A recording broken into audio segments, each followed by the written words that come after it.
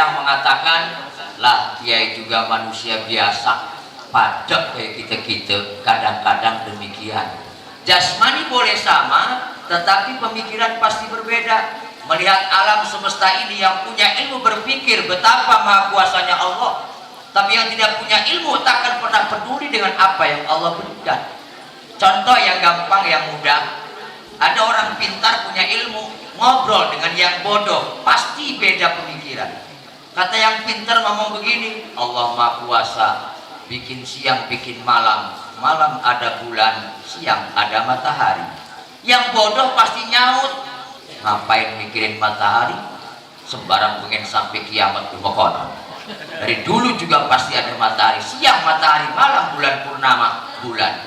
Tetapi yang paling penting bagaimana agar kita bisa kebeli beras, makan kenyang tiap hari. Jadi pola pikir orang yang punya ilmu dengan yang tidak punya ilmu pasti berbeda.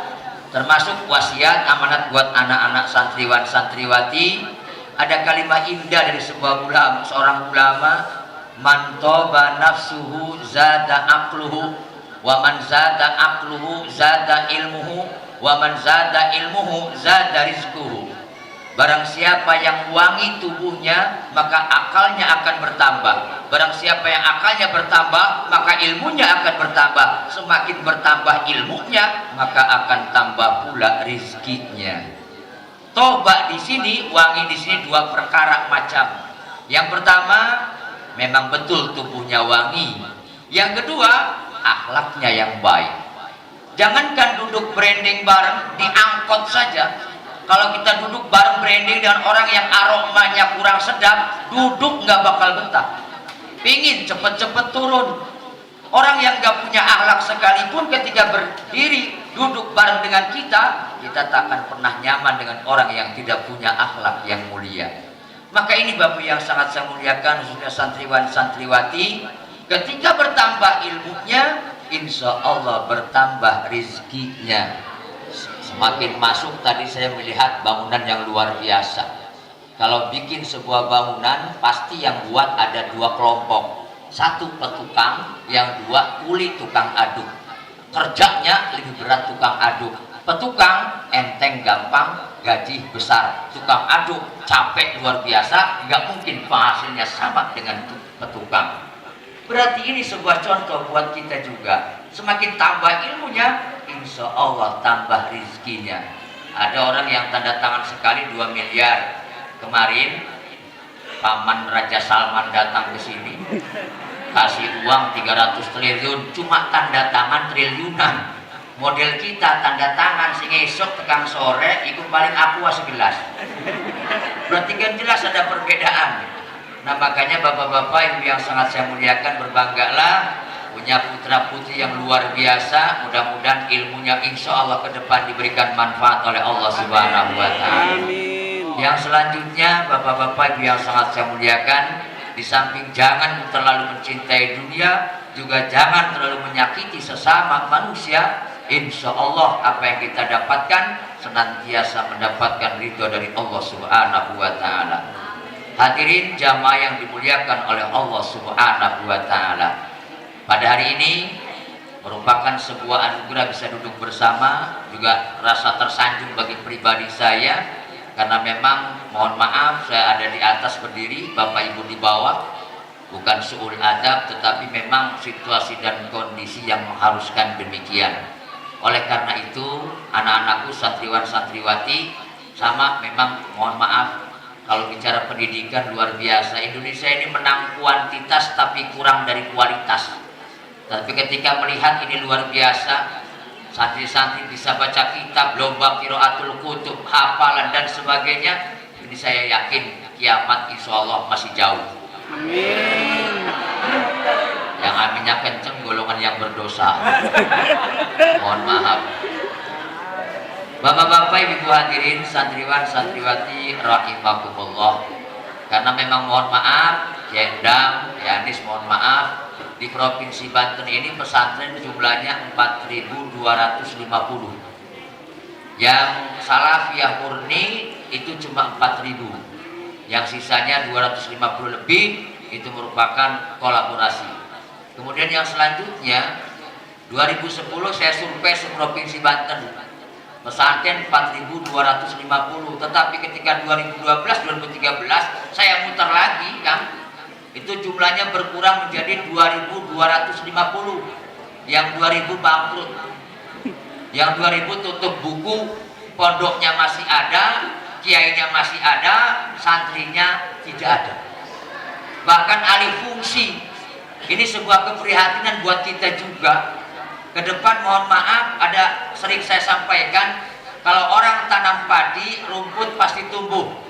Tapi kalau orang tanam rumput, padi nggak mungkin tumbuh. Kalau orang pegang agama, dunia akan mengikuti. Tapi kalau orang kejar dunia, agamanya akan ketinggalan. Maka pada hari ini insya Allah anak-anak kita ke depan jadi pemimpin-pemimpin agama di masa yang akan datang.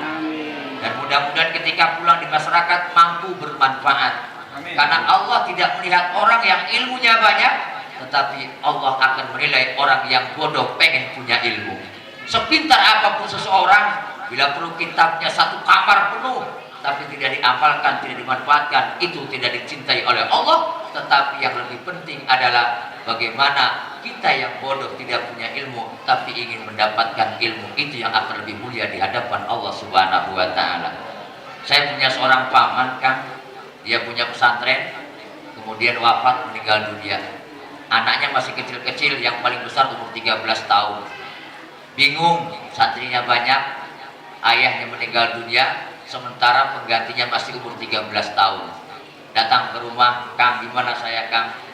Orang kalau sudah punya pesantren, Kang, harusnya pinter dulu baru punya pesantren. Saya bilang, tolong dibalik saja sekarang. Polanya jangan pinter buat pesantren, tapi sekarang bikin aja dulu pesantren, insya Allah kau numpang pinter di pesantren. Itu yang saya ajarkan kepada dia. Kenapa?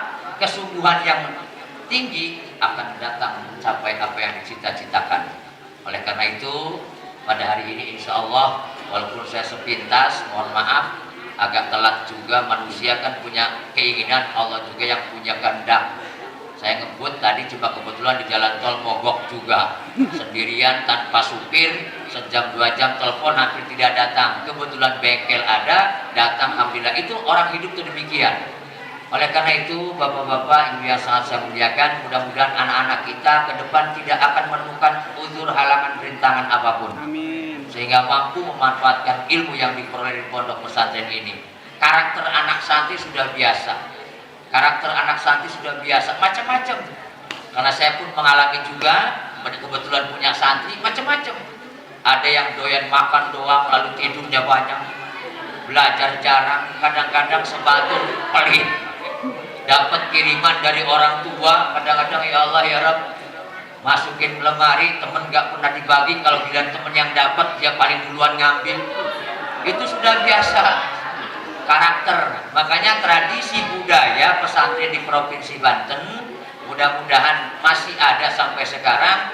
Karena sering saya sampaikan, untuk menciptakan karakter mandiri itu tidak lain dari pesantren. Karena satu, ada nilai kebersamaan, makan bersama, cuci baju sendiri, masak sendiri, itu pola zaman dulu. Dan kadang-kadang mohon maaf, anak-anak santri itu memang selengean sih, nakal, tapi banyak yang sukses. Biasanya yang sukses yang nakal-nakal dulu. Kenapa? Karena memang punya sebuah pemikiran yang berbalik. Saya punya kisah, mohon maaf. Pernah pesantren di sebuah tempat. Kalau dulu makan kan bareng ya, satu gelas, gabung jadi satu. Begitu matang nasinya, yuk ditumpahkan ke daun pisang, kadang plastik, jadi satu blek. Itu zaman dulu. Di pesantren familia, yang nggak punya beras pun dia ikut makan. Yuk masak, maaf beras habis, tenang, ragem-ragem, makan. Kadang-kadang yang nggak nyumbang itu yang paling banyak makan. Itu yang bikin jengkel. Juga kalau dulu pesantren, kalau hafal jurumiyah, hafal amil, hafal kitab, itu biasanya ada luka di jari-jari tangan. Itu zaman dulu. Kalau hafal jurumiyah biasanya ada bisul-bisul kecil, cek bahasa Serang koreng.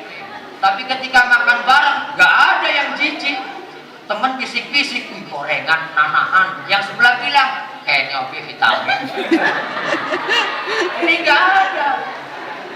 Minumnya dulu, mohon maaf sejarah. Kalau dulu minum itu masya Allah simpelnya luar biasa.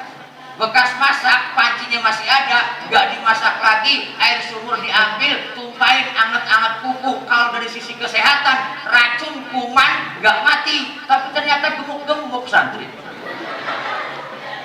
Berarti kan menepis semuanya. Kenapa? Ada bismillahnya, ada fatihahnya.